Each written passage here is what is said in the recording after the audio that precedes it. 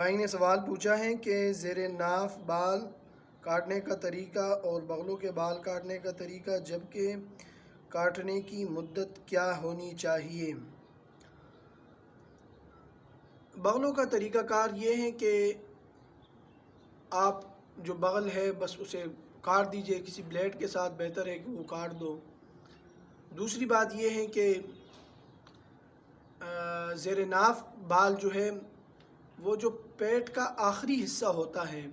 جہاں پیٹ ختم ہو رہا ہوتا ہے، وہاں سے لے کر شرمگاہ کے ارد گرد تک جتنے بھی بال ہوتے ہیں اسے کاٹ دیا جائے۔ یا اگر نیچے کی طرف پاخانے والی جگہ میں اگر آپ کو بالوں سے دقت ہوتی ہے اور وہ پاخانے کے اندر خلل آپ جو ہے نا آپ کو نقصان یعنی خلل محسوس ہو رہا ہو، تو آپ جو ہے اسے بھی کاٹ دیں۔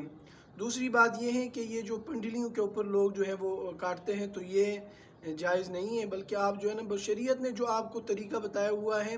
وہ یہ شرمگاہ کی حد تک یہ ہے۔ باقی جو ہے نا آپ اپنی طرف سے کوئی جو ہے نا ناف زیر ناف بال کو یوں سمجھ رہا ہوتا ہے کہ بھائی